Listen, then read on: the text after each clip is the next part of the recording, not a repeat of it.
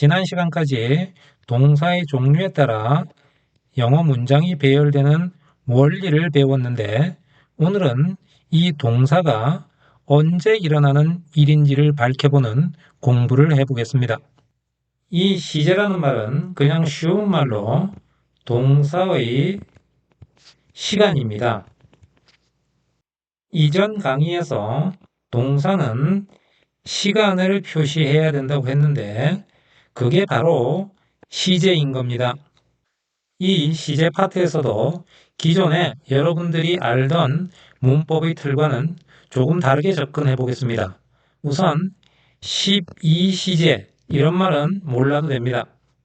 그럼 동사의 시간에 대해서 알아보기 전에 우선 우리가 문장에서 동사의 자리에서 꼭 확인해야 되는 것들이 있습니다. 첫 번째는 주어와 동사의 관계인데 이건 먼저 주어와 동사의 연결해서 인칭, 즉 단수인지 복수인지를 확인해야 되고 그 다음으로는 주어와 동사가 능동인지 수동인지를 밝혀줘야 됩니다. 이 주어와 동사의 관계는 수능 시험에서도 자주 출제되는 원리입니다. 두 번째는 언제 일어난 일인지 시간을 확인하는 일입니다.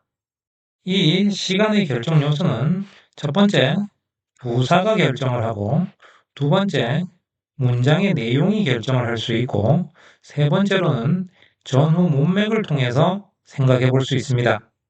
그래서 이 세 가지가 시제의 결정 요소입니다. 여기서 1번 부사라는 건 한 문장 안에서 시간을 밝혀주는 yesterday 같은 직접적인 단어가 있다는 말이고 2번 문장의 내용은 직접적인 단어는 없지만 그 문장의 내용을 보면 언제인지를 알 수 있는 겁니다. 그리고 3번은 전후 문맥인데 앞, 뒤 내용을 보면 그 내용을 통해서 문장의 내용이 언제 일어났는지를 유추할 수 있는 겁니다. 이 동사의 자리에서 꼭 확인해야 되는 내용을 모르면 시제를 배워봐야 적용이 안 됩니다. 그래서 잘 기억해야 합니다. 그럼 이 시제는 12시제 이런 거 알려고 하지 말고 두 가지 형태로 분리해서 생각하면 정말 쉽습니다. 첫 번째는 정해진 시간에 한 번만 일어나는 일에 쓰고 두 번째는 계속되는 일에 쓰는데 이렇게 두 가지로 구분해서 기억하면 간단합니다. 그럼 A 기본 시제인데 이건 말 그대로 기본 시간인 과거, 현재, 미래를 표현하는 시제입니다. 그리고 이 기본 시제는 정해진 시간에 한 번만 일어나는 일에 쓰는 겁니다. 그럼 현재부터 살펴보면 1번 현재에만 일어나는 일. 당연히 현재 일어나는 일은 현재 동사를 쓰면 됩니다. 그 다음 2번은 항상 현재인데 시제 일치와는 무관하게 항상 현재로만 씁니다. 그런데 사실 여기 시제 일치라는 말은 타당하지 않습니다. 왜냐하면 동사는 동사 자체가 일어난 시간에 맞춰서 쓰면 되는 겁니다. 그러니까 어디에 맞춰서 일치시킨다는 말 자체가 이상한 겁니다. 그러면 이제 알았으니까 이 말은 기억에서 지웁시다. 그럼 이 항상 현재라는 말을 좀 자세히 살펴보면 과거에도 일어났고 지금 현재에도 일어나고 있고 특별한 일이 없는 한 미래에도 일어날 것 같은 일은 무슨 시제를 써야 될지 애매합니다. 그래서 그 기준을 우리가 현재에 살고 있으니까 현재를 기준으로 현재 시제를 써서 과거, 현재, 미래를 모두 포함하는 겁니다. 이건 영어는 기본적으로 현재가 중심이 되는 사고를 가지기 때문에 그렇기도 합니다.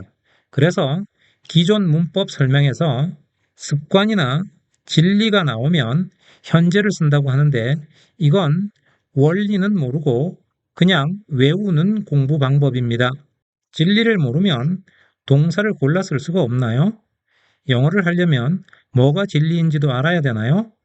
그래서 그냥 생각해 보니 이 동사의 내용은 과거, 현재, 미래를 모두 포함하는구나. 이렇게 생각이 되면 현재를 쓰는 겁니다. 그러면 예문에서 보면 해가 정신을 잃지 않고는 항상 동쪽에서 뜨니까 어떤 문장에 있든 현재를 써서 rises가 답이 됩니다. 그 다음 페이지 3번에서는 현재가 쓰이는 변형을 보겠습니다. 때 조건의 부사절에서는 현재가 미래를 대신합니다. 이렇게 때 조건의 부사절에서 현재가 미래를 대신하는 원리를 조금 살펴보면 때나 조건은 이렇게 될 때 또는 이렇게 되면이라는 명백한 상황을 말하는 거라 굳이 미래를 쓰지 않아도 되기 때문입니다. 예문에서 보면 해석이 그가 여기에 오면 나는 그를 만날 것이다. 이런 내용인데 그가 여기에 아직 안 왔으니까 미래입니다. 그래서 will come을 써야 정상인데 if라는 조건의 부사절 안에 쓰는 동사이니까 현재형 comes를 써서 미래를 나타냅니다. 그런데 여기서 주의해야 될 건 if가 무조건 뭐뭐라면 이런 조건의 뜻만 있는 건 아닙니다. 그래서 때를 나타내는 when과 조건을 나타내는 if는 문장의 어떤 자리에 오느냐에 따라서 뜻이 달라지기 때문에 그 구분을 자세히 해보겠습니다. when부터 살펴보면 첫 번째 명사절에 쓰이고 문장에서는 주어, 목적어, 보호의 자리에 옵니다. 그리고 해석은 언제라고 하고 이때 동사가 미래의 뜻이면 미래 동사를 씁니다. 두 번째는 형용사절인데 이거는 명사 수식을 하는 것이고 형태는 명사 뒤에 when을 써서 이렇게 수식을 하는 겁니다. 해석은 뭐뭐 하는으로 하고 미래의 뜻은 미래 동사를 씁니다. 세 번째는 부사절인데 이거는 명사와 형용사 자리를 제외한 자리에 오면 부사절이 되고 해석은 뭐뭐 할 때로 합니다. 이때는 현재가 미래를 대신합니다. 그 다음 if를 보면 첫 번째는 명사절에 쓰이는데 이 if가 명사절에 쓰일 때는 목적어 자리에만 씁니다. 그리고 해석은 뭐뭐인지 아닌지로 합니다. 그리고 미래의 뜻은 미래 동사를 씁니다. 그 다음은 부사절인데 부사절에서는 두 가지 뜻으로 사용됩니다. 첫 번째는 조건으로 뭐뭐 하면 이렇게 해석이 되는 거고 두 번째로는 양보의 뜻으로 비록 뭐뭐일지라도 이렇게 해석되는 겁니다. 이렇게 부사절에서는 현재가 미래를 대신합니다. 이렇게 when과 if의 뜻을 살펴봤는데 이 when과 if가 문장에 있더라도 부사절일 때만 이렇게 부사절의 뜻으로 쓰일 때만 현재가 미래를 대신합니다. 그러니까 외우지만 말고 아까 제가 말씀드린 때 조건은 뭐뭐 될 때 또는 뭐뭐 되면 이라는 명백한 상황을 말하는 거라 굳이 미래를 쓰지 않아도 되기 때문이라는 원리를 생각하면 자연스럽게 이해가 됩니다. 그럼 현재를 마치고 2번 과거동사의 쓰임을 보겠습니다. 과거는 문장에서 명백하게 명시된 과거의 한 시점, 한 시점이 있을 때 사용하는 동사입니다. 즉, 처음에 기본 시제의 쓰임에서 말씀드린 것처럼 과거의 정해진 시간에 한 번만 일어날 때 쓰이는 겁니다. 그리고 문장에서 ago나 의문사 when이나 아까, 방금의 뜻을 나타내는 just now나 yesterday 같은 단어들이 오면 반드시 동사를 과거를 써야 됩니다.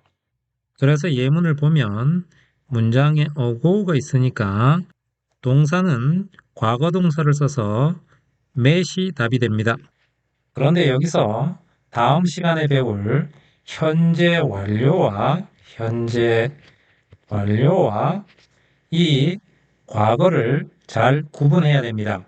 다음 시간에 자세하게 하겠지만 현재 완료는 계속의 의미를 가지는 것이고 이 과거는 한 번만 일어나는 일에 쓰는 동사입니다.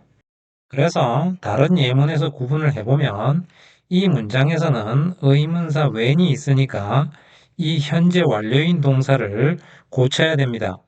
그러니까 이 문장은 틀렸고 이 문장을 고치면 when did you eat lunch? 이렇게 됩니다. 그런데 언어 논리로 조금만 생각해 보면 점심은 한 번 먹지 계속 먹고 있는 건 아니니까 한 번을 나타내는 과거를 써야 됩니다. 오늘은 동사의 시간이 어떻게 결정되는지를 과거까지 배웠는데 동사의 행동을 한 번만 하는지 아니면 계속 하는지 구분이 가장 중요합니다. 그러면 다음 시간에도 동사와의 시간 여행을 계속하겠습니다.